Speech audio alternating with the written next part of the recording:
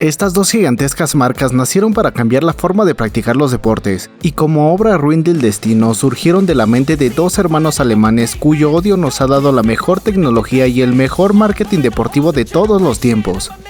Es cierto que todos tienen en mente la rivalidad entre Nike y Adidas y quizá para muchos sea incluso más interesante.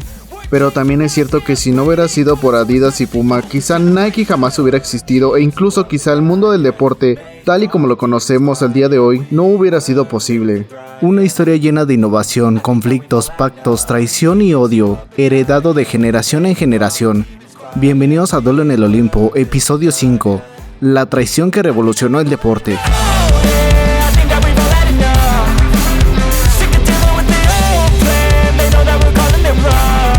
Todo comenzó en la pequeña ciudad alemana Herzogenaurach, donde los hermanos Adolf Dassler, mejor conocido como Adi, y Rudolf Dassler, mejor conocido como Rudi, fundaron su fábrica de calzado en la década de 1920, a 2 años de haber finalizado la Gran Guerra.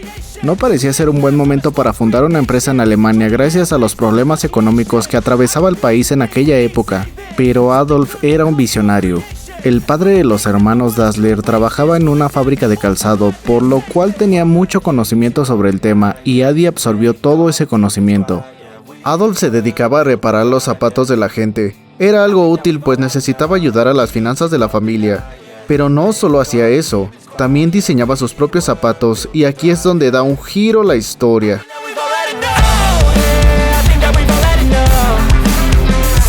Adolf y Rudolf eran apasionados de los deportes, les gustaba practicar todo tipo de deportes, el fútbol, el atletismo, el baloncesto, todos los deportes que pudieran practicar. Es aquí donde Adolf nota algo curioso, todos esos deportes se practicaban con el mismo tipo de calzado, por lo que Adi se pone a trabajar en el diseño de unos tenis especializados para la pista de atletismo, logrando así darle una mayor ventaja a los atletas que utilizaban dichos tenis. Las ventas comenzaron a aumentar y el dinero empezó a llegar, por lo que Adi decidió fundar oficialmente su propia fábrica de calzado junto a su hermano Rudolf. Adolf, el creativo y habilidoso zapatero, y Rudolf, el extrovertido vendedor, unieron fuerza para crear calzado deportivo de alta calidad. El éxito en Alemania estaba asegurado, pero los Dassler no querían parar ahí.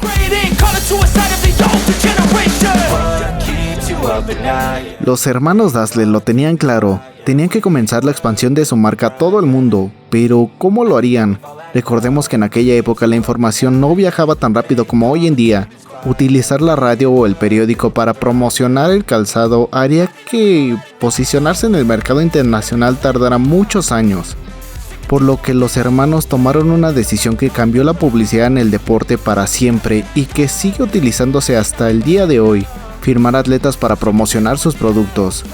El concepto era sencillo, un atleta de élite vestía calzados Dassler, todo el mundo pensaba que la victoria fue gracias a esos tenis, y así todos los atletas del mundo querían utilizar calzados Dassler.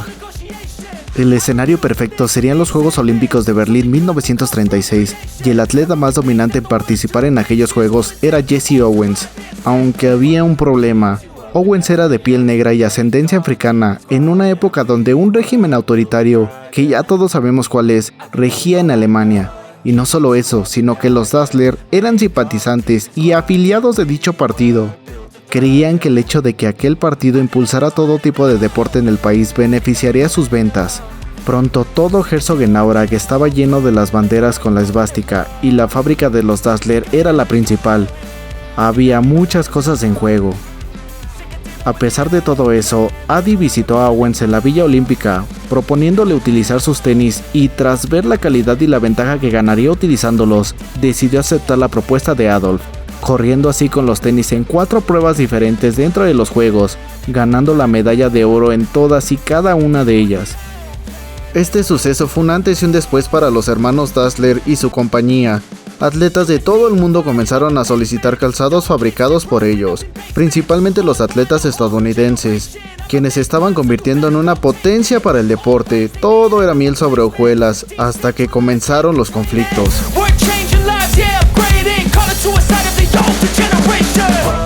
La relación entre Adi y Rudi siempre había sido impecable. Rudolf había sido el padrino en la boda de Adolf.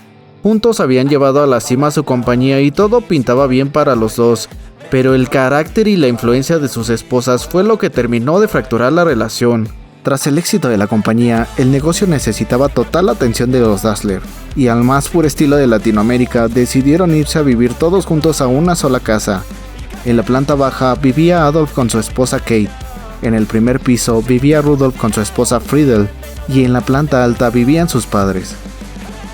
Kate y Friedel nunca se llevaron bien, habían muchos conflictos entre ellas y poco a poco fueron contagiando a sus esposos, aunque esta no fue la verdadera razón de la pelea de los Dassler. En 1939 explotó la Segunda Guerra Mundial y los hermanos Dassler fueron reclutados para pelear la guerra. Adolf tuvo suerte pues se le permitió regresar a dirigir la fábrica casi inmediatamente, mientras que Rudolf se mantuvo peleando. Se especula que Adi llegó a un acuerdo con la Gestapo para fabricar botas y armas para el ejército alemán, cosa que nunca fue comprobada. Rudi regresó y ya casi al final de la guerra los hermanos volvieron a ser llamados. Una vez más, Adi regresó casi de inmediato, mientras que Rudi se mantuvo en el servicio. Tiempo después, durante los bombardeos de los aliados a Herzogenaurach, la familia de Rudi se refugió en el sótano de la casa, y minutos después llegó Adi con su familia mencionando la oración "otra vez esos cerdos". En ese momento hubo una gran confusión, pues Friedel, quien ya estaba convencida de que Adolf quería deshacerse de su hermano para dirigir la compañía él solo, pensó que la oración era dirigida hacia ella y su hijo. Cuando Rudi regresó del servicio, Friedel inmediatamente fue con él a contarle toda la historia, lo que le sembró la duda. Al finalizar la guerra, los estadounidenses llamaron a Adi a declarar sobre sus lazos con el régimen caído. Querían saber en qué se había involucrado. Sin embargo, Adi terminó impresionando a sus interrogadores, argumentando que había sido proveedor de zapatos para los atletas estadounidenses, lo que causó que fuera dejado en libertad. Tiempo después, llegó el momento de Rudi para declarar y defender su pasado, lo cual fue infructuoso. Los americanos estaban convencidos de que Rudolf había colaborado con la Gestapo y fue enviado a un campo de internamiento en Estados Unidos durante todo un año.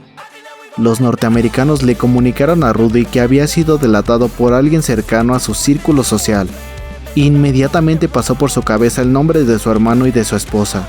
A este punto, Rudolf estaba convencido de que había sido traicionado e iban a haber consecuencias.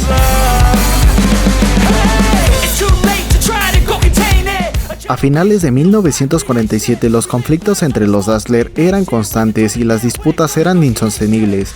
Finalmente se tomó la decisión, separar la compañía en dos partes.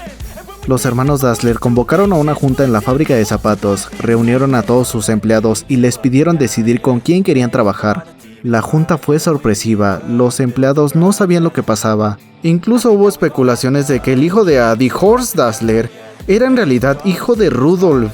Habían personas en la ciudad que estaban convencidas de que Kate y Rudi habían tenido una aventura, pero evidentemente nunca se comprobó nada.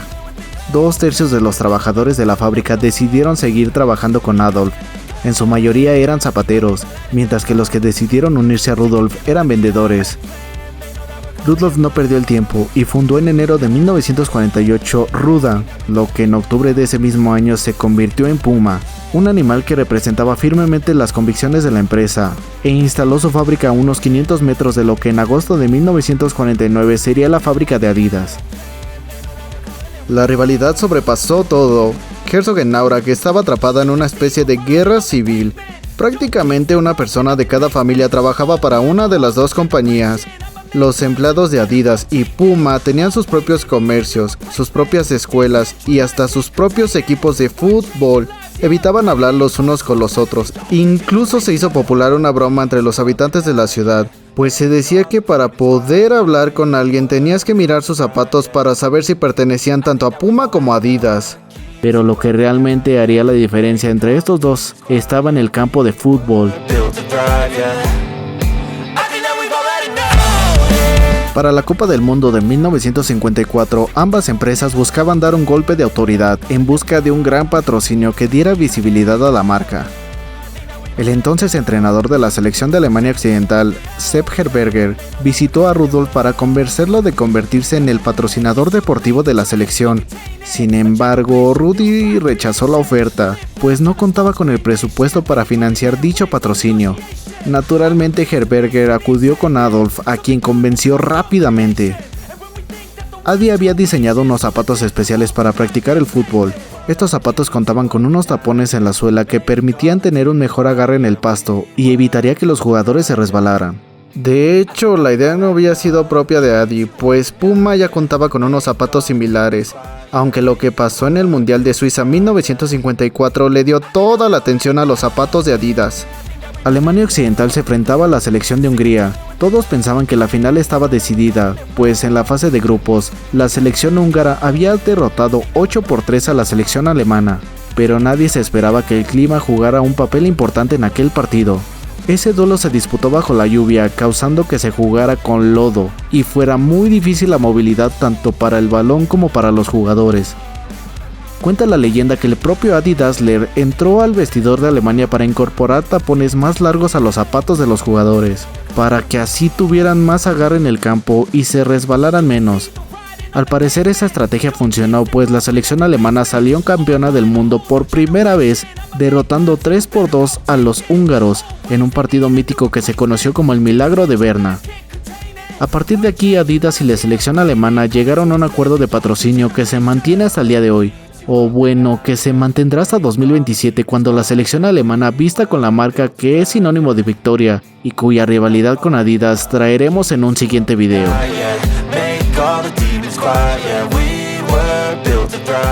Adidas había llegado a un acuerdo con un campeón del mundo casi iniciando su historia, y Rudolf sabía que si quería competir contra ellos tenía que tener su propio campeón del mundo.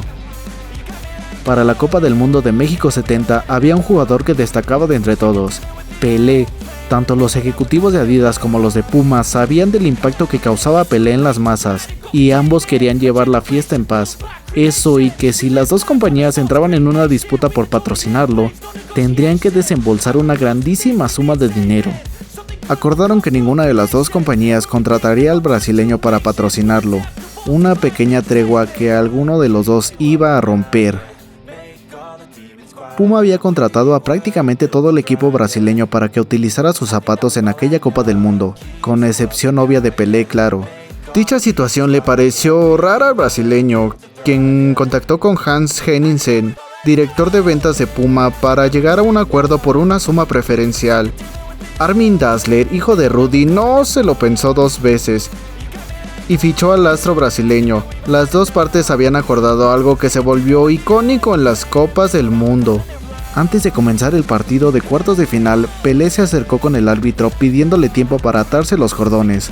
En ese momento las cámaras lo enfocaron, y el mundo se enteró de que Pelé estaba con Puma. Finalmente tenían a su campeón del mundo, pero la batalla final, simbólicamente hablando, llegaría tiempo después en el Estadio Olímpico de Berlín.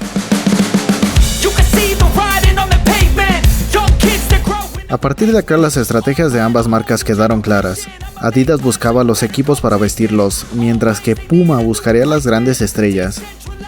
Mientras que Adidas firmaba con las selecciones de Países Bajos o el Bayern Múnich, Puma firmaba con Johan Cruyff, Diego Armando Maradona y Lothar Matthäus. De hecho, algo curioso que pasó en el Mundial de 1974 fue que la selección de Países Bajos estaba patrocinada por Adidas, mientras que Cruyff era patrocinado por Puma. Johan se negó a utilizar un jersey con las 3 líneas emblemáticas de Adidas. En ese mundial, Cruyff jugó todos sus partidos con un jersey que solo tenía 2 líneas en los costados. En 2006 se dio un duelo simbólico entre las dos marcas. Se enfrentaba la selección de Italia vestida por Puma contra la selección francesa vestida por Adidas, curiosamente en suelo alemán, el suelo que lo vio nacer todo. Este duelo era importante para las dos marcas. Por primera vez, Puma vestía una selección que llegaba a la final de la Copa del Mundo, y quien ganara dicha final ganaría el duelo simbólico entre las dos marcas. Como ya todos lo sabemos, Italia derrotó esa noche a Francia en penales, dándole la victoria simbólica a Puma. Aunque eso no le importó mucho a Adidas, pues la mayoría de las selecciones en ese mundial eran vestidas por la marca de las 3 franjas. Tal vez Puma ganó la Copa del Mundo, pero Adidas se fue de aquella copa con los bolsillos llenos. Adolf Dassler y Rudolf Dassler fueron enterrados en el cementerio de Herzogenaurach, uno al otro extremo del otro. Una rivalidad épica que continuó más allá de la muerte. Las rivalidades entre marcas casi siempre son legendarias. Si quieres saber cómo es que Pepsi pasó de ser prácticamente nada a ser incluso más exitoso que Coca-Cola, pulsa en el video de arriba. o si te gustaría saber cómo es que Pizza Hut reinventó el concepto de pizza y Domino's pasó de estar cerca de la bancarrota a ser la marca de pizza más famosa del planeta, pulsa en el video de abajo.